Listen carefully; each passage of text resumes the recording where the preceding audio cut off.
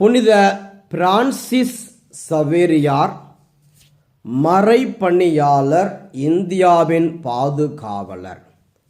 சவேரியார் இந்திய நாட்டில் கடலோர கிராமங்களில் உள்ள ஓர் ஊரில் நற்செய்தி அறிவித்துக் கொண்டிருக்கும் போது அவ்வூரை சுற்றி அரபு நாடுகளைச் சேர்ந்த கொள்ளையர்கள் சூழ்ந்து கொண்டு சூறையாடத் தொடங்கினார்கள்.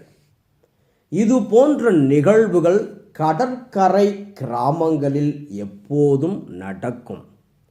ஆதலால் மக்கள் என்ன செய்வதென்று தெரியாமல் அஞ்சி நடுங்கி சவேரியாரிடம் தஞ்சம் புகுந்தார்கள். அப்போது அவர் மக்களை பார்த்து, நீங்கள் யாருக்கும் அஞ்ச வேண்டாம், கடவுள் நம்மோடு இருக்கிறார் என்று சொல்லிவிட்டு அவர் நற்செய்தி போதித்து கொண்டிருந்த ஆலயத்தை விட்டு வெளியே வந்தார். ஊரையே சூறையாட நினைத்த கொள்ளையர்களை சவேரியார் ஒரு பார்வை பார்த்தார். அவ்வளவுதான். எல்லாரும் அலறி அடித்து கொண்டு ஓடினார்கள். இதை பார்த்து வியப்படைந்த மக்கள் யாவரும் இவர் உண்மையிலேயே இறைவனின் ஊழியன் என்று கடவுளை வாழ்த்தினர். அன்னையாம் திருச்சபை இன்று மறைபரப்பு நாடுகளின் பாதுகாவலரும் நம் இந்திய நாட்டின் பாதுகாவலருமான தூய சவேரியாரின் விழாவை கொண்டாடி மகிழ்கின்றது. இவருடைய விழாவை கொண்டாடும் இந்நாளில் இவருடைய வாழும் இன்றைய நாளில் நாம் படிக்க கேட்ட வாசகங்களும் நமக்கு என்ன செய்தியை தருகிறது என்று சிந்தித்து பார்ப்போம். முதலாவதாக அவருடைய வாழ்க்கை வரலாற்றை சிறிது அறிந்து கொள்வோம். சவேரியார் ஸ்பெயின் நாட்டில் 1506ஆம் ஆண்டு சவேரியார் கோட்டை என்ற இடத்தில் ஒரு செல்வச் செழிப்புள்ள குடும்பத்தில் கடைசி குழந்தையாக பிறந்தார். இவருடைய தந்தை 3ஆம் ஜான் என்ற மன்னனின் அரசபையில் ஆளுநராக இருந்தார். சிறு வயதிலேயே தந்தையை இழந்த சவேரியார் தாய் மற்றும் சகோதரிகளின் பராமரிப்பிலே வளர்ந்தார். 1525ஆம் ஆண்டில் தன்னுடைய மேல் படிப்பை பாரிஸில் உள்ள புகழ்பெற்ற பல்கலைக்கழகத்தில் படித்தார். இவருடைய அரைவாசிகள்தான் பேதுரு, பேப்பர் மற்றும் இஞ்ஞாசியார்.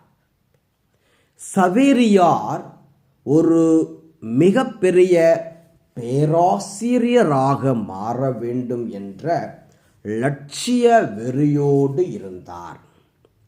அவர் இப்படி உலக காரியங்களில் அதிகமான ஈடுபாடு கொண்டு வாழ்வதை பார்த்த இஞ்ஞாசியார், ஒருவன் உலகமெல்லாம் தனதாக்கி கொண்டாலும் தன் ஆன்மாவை இழந்துவிட்டால் அதனால் வரும் பயன் என்ன?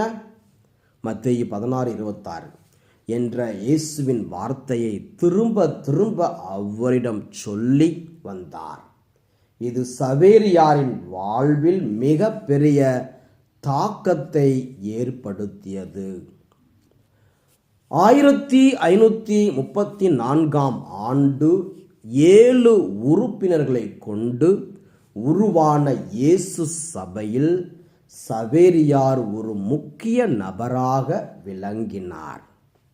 1537ஆம் ஆண்டு ஜூன் 24ஆம் தேதி குருப்பட்டம் பெற்ற சவேரியார் ரோம் நகரில் ஓராண்டு காலம் நோயாளிகளிடம் பணி செய்துவிட்டு கிழக்காசிய நாடுகளுக்கு போதிய அருட்பணியாளர்கள் இல்லாததனால் 1542ஆம் ஆண்டு பணி செய்வதற்காக கோவாவில் இறங்கினார். அங்கே பெயரளவில் கிறிஸ்தவர்கள் என்று இருந்தவர்களுக்கு திருச்சபையின் அடிப்படை ஜெபங்களை சொல்லிக் கொடுத்தார். அதற்காக மக்களின் மொழிகளை கற்றுக்கொண்டார். ஒரு சிறிய மணியை எடுத்துக்கொண்டு அதனை தெருவில் அடித்து கொண்டே போய் சிறுவர்களை கோவிலுக்கு அழைத்து வந்து அவர்களுக்கு மறைக்கல்வி சொல்லிக் கொடுத்தார். அத்தோடு நின்று விடாமல் மக்களுக்கு மருத்துவ பணியும் செய்து வந்தார். ஒருமுறை சவேரியார் இஞ்ஞாசியாருக்கு கடிதம் எழுதும்போது இவ்வாறு குறிப்பிட்டார்: இங்கே இருக்கும் மக்களுக்கு அடிப்படை ஜெபங்கள் கூட தெரியவில்லை. அதனால் அவர்களுக்கு ஜெபங்களை எல்லாம் சொல்லித் தருகிறேன். மேலும் இம்மக்களுக்கு திருமுழுக்கு கொடுத்து கொடுத்து என்னுடைய கைகளே மரத்து போய்விட்டது என்று எழுதினார். அந்த அளவுக்கு நற்செய்தி பணியை மிக ஆர்வத்தோடு செய்து வந்தார்.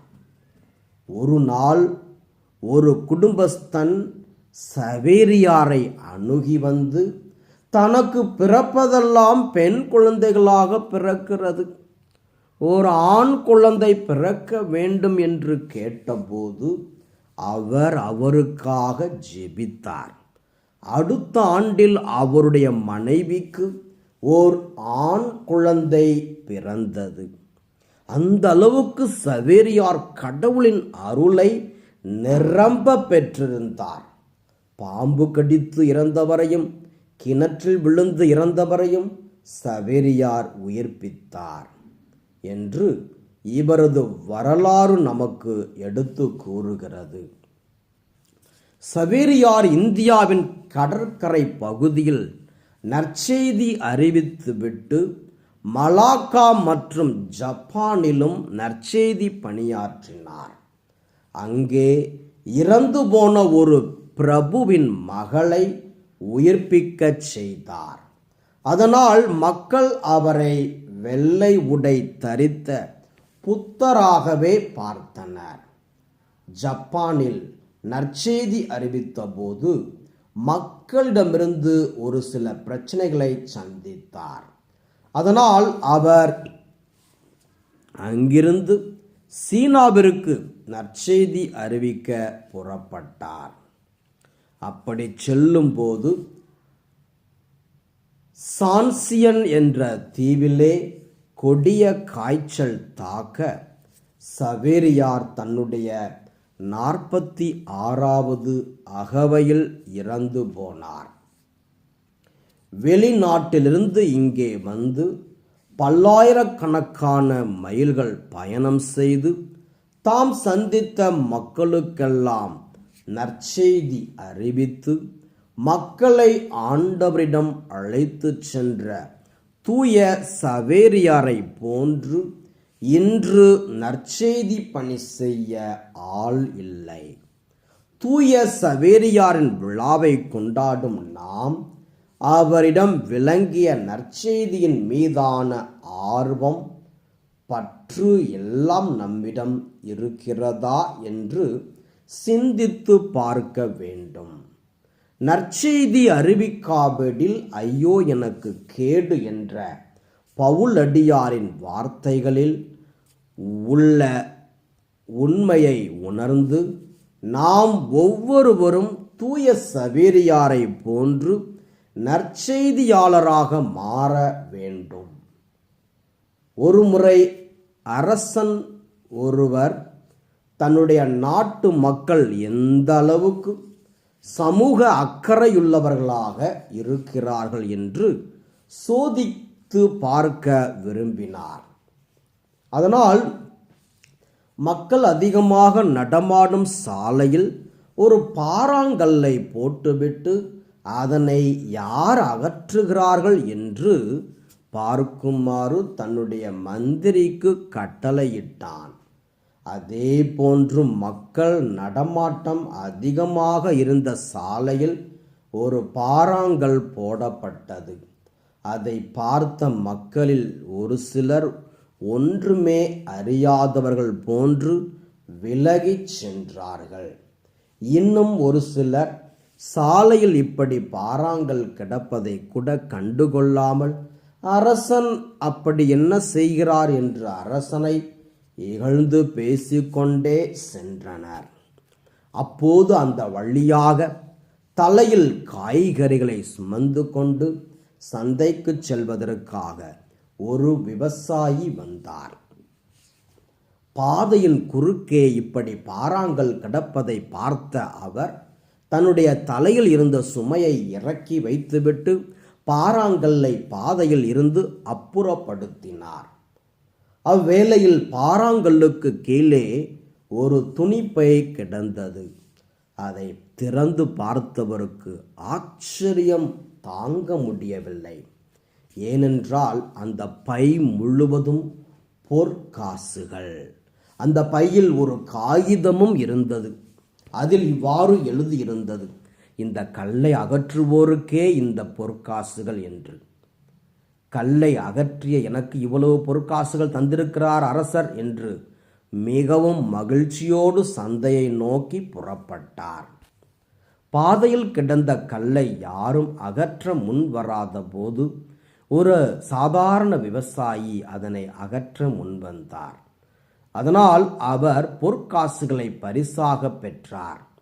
அதே போன்றுதான் உலக போக்கில் வாழ்ந்து யாருமே நற்செய்தி அறிவிக்க முன்வராத சூழலில் தூய சவேரியார் நற்செய்தி அறிவிக்க முன்வந்தார்.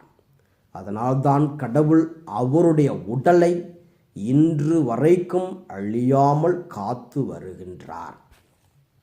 நாமும் இன்றைய நற்செய்தியில் படிப்பது போன்று உலகெங்கும் நற்செய்தி அறிவிக்கும் நற்செய்தி பணியாளர் ஆவோம். தூய சவேரியாரை போன்று இறையருளை நிறைவாக பெறுவோம். ஆமேன்.